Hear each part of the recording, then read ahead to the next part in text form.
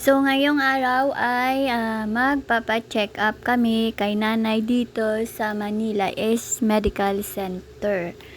So, ngayon lang kami makapagpa-check up sa kanya kasi syempre need natin ng funds at bali follow up check up niya lang to kasi nang nakaraan nagpa-check up siya doon sa clinic na malapit lang sa amin pero parang hindi pa rin siya gumaling. So ayan, inaantay nga namin dito si Andrea na dumating kasi nga akala namin yung ATM dyan sa loob ng hospital ay gumagana pero hindi. So ayan, sumakay pa siya uli ng jeep pabalik para lang mag-withdraw doon kasi nang papunta kami dito kanina, nag-special kami ng tricycle para hindi na kami pababa-baba at hindi namin nakalain na offline ang ATM dito. So ayun, pumunta kami dito sa 4th floor kasi nandito ang kanyang doktor sa gastroenterology ba yun? Ayan, dito ang kanyang doktor sa room 406. So, ayan. So, madami ditong mga pasyente. Medyo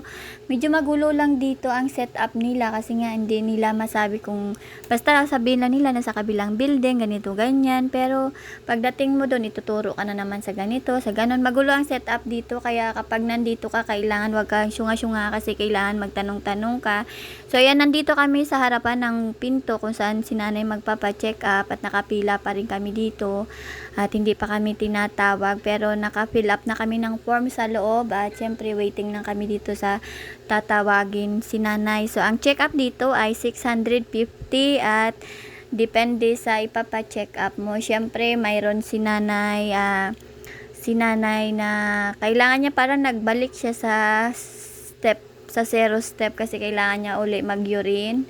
Kailangan niya uli mag-x-ray at syempre mayroon siyang transvaginal, parang ganun. May trans-B siya na procedure pero hindi kami nakakuha ngayon ng schedule kasi by appointment. So bukas, babalik ulit kami dito para sa kay nanay nga transvaginal ultrasound. So ayan, so dito kami at syempre habang nag-aantay nga kami, kumukuha muna ako dito ng video. Alam nyo ba, napakahirap talaga pag mahirap ka, no? Kasi nga syempre kapag may mga emergency, hindi naman sobrang emergency, I mean pag kailangan mo ng pera, hindi ka kaagad makakagalaw-galaw kapag kulang ang budget. So bukas malalaman namin kung anong maging result pero ngayon nakakuha kami ng reseta na parang pampalinis daw yun ng dumi ni nanay. So binigyan siya ng good for 3 days kasi syempre pag nabasa pa yung result niya ng kanyang x-ray,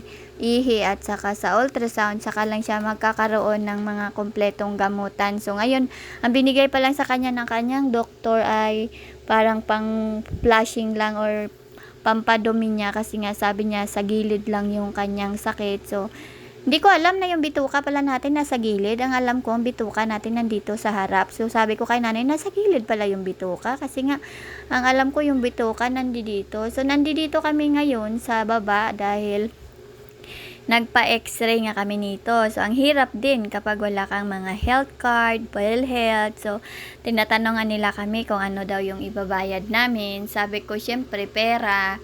Tapos, sabi nga nila I mean, kung may health card daw ba kami. Sabi ko, mayroon kaming health card pero walang hulog. Sabi ko, ganun. Kaya, ang ibabayad naman namin dito ay cash. So, ang kay nanay na x-ray ay 800 plus. Tapos, ang kanyang check-up ay 650. Depende kasi na nakaraan. Ang dinala ko dito, yung anak ko, ang check-up nun 700. Ang kanyang x-ray naman ay 900. So, case-to-case basis ang kanilang pagsingil. At syempre, malalaman mo kaagad kasi magbabayad ka ng cash. So, ayan, habang naghihintay nga kami ng aming mga appointment ni nanay dito ng kanyang mga doktor, si nanay siguro mga nakalimang beses na siguro siyang umihi. So, ayan, galing doon, tinuro na naman kami papunta dito. Tapos, pagdating dito, ang nagawa lang namin dito sa kabilang building ay x-ray. Tapos sabi nga ng x-ray, sa kabilang building daw yung urine.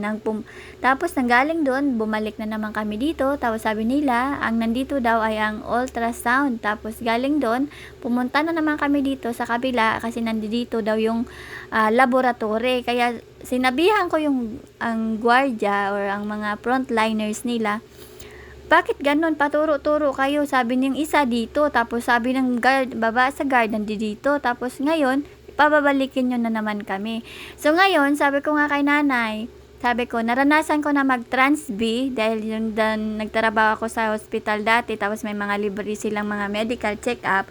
Sabi ko kay nanay, magta-Trans-B ka. Sabi ko, may ilalagay sa'yo na ganyan. Tapos tinatanong niya kami kung masakit daw yun. Sabi namin, syempre, medyo may kasakitan, pero kailangan mo yun kasi nga parang papasukan ka ng kamera sa loob. Sabi ko, ganun-ganun sa kanya.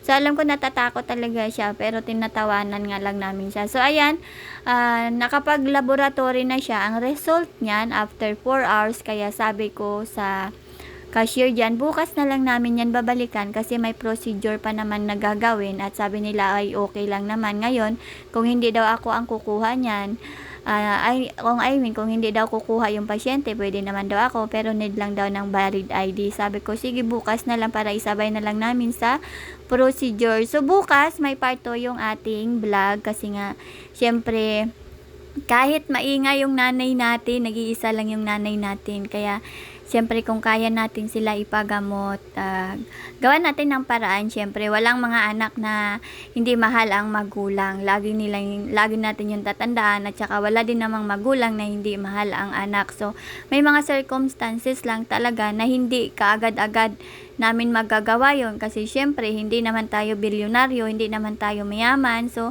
bawat kilos mo ngayon ay pera. So, kapag wala ka ngayong pera, napakahirap talaga.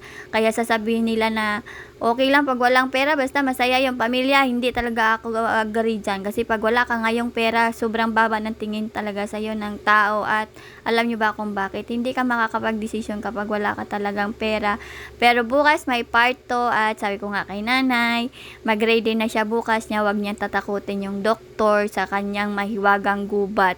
So, ayan, abangan nyo yung ating part 2 bukas. Bye-bye!